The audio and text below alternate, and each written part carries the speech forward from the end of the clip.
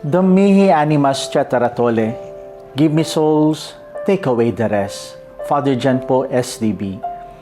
We are now in the third Sunday in Ordinary Time. And as we journey in these ordinary days of our life, our liturgy for today is presenting to us the mission of Christ. No, sinisimulan ni Hesus Kristo ang kanyang misyon kung bakit siya bumaba, kung bakit siya nagpakatao.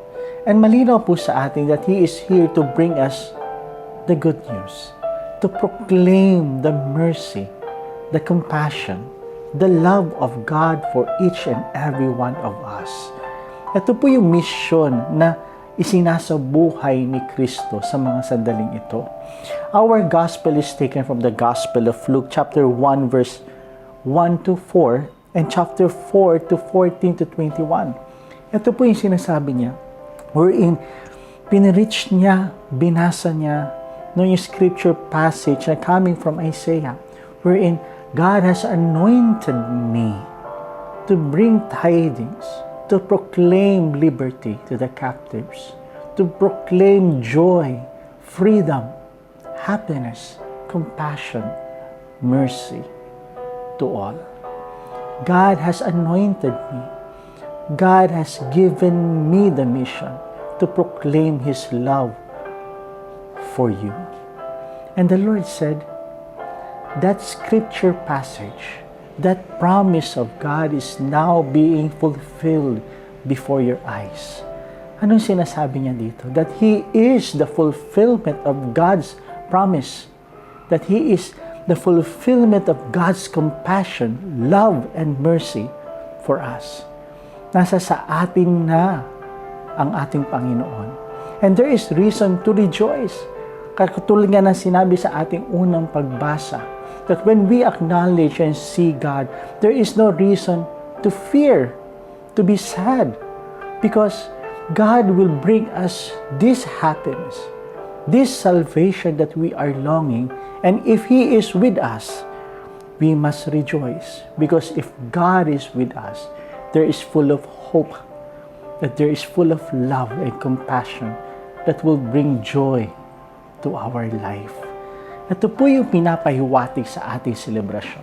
At napakaganda po sapagkat we are now in the year of Jubilee of Hope, wherein God is presenting to us, the church is proclaiming to each and every one of us that God's love is full of compassion and mercy that will bring hope in us.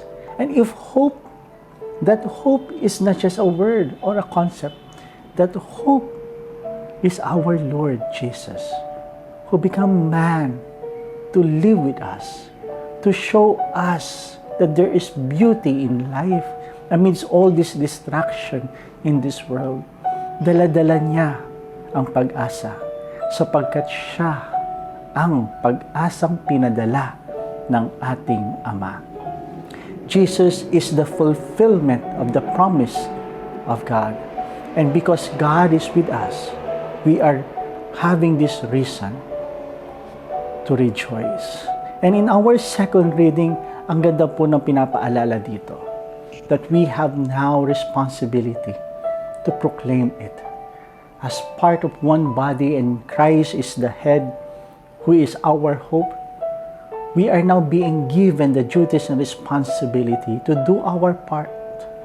Now, in our simple way, how do we proclaim Jesus? How do we proclaim the hope, the mercy, the compassion that God is wishing us to receive? Paano natin ito sinasabuhay at ikinakalat at pinapamahagi sa ating mga kapwa? This is the reminder. This is the message of our celebration. We have to rejoice and be glad and have faith because God is with us. And if God is with us, we are full of hope. And because we are full of hope, we could not but share this to our brothers and sisters. Kung kaya nga po, yun po ang ating salmong tugunan din. Taken from Psalm 19. Ang sinasabi niya, your words, Lord, are spirit and life. Because God is present, we find so much hope and beauty in this life. And that is what we are living. And that is what we are sharing by proclaiming it to our brothers and sisters. This year is the year of Jubilee. Let us live this wonderful gift that God has granted us. That the Lord is full of love, and His love is full of mercy and compassion, giving us hope amidst all this distraction in this world. So once again, my dear friends, God bless us all.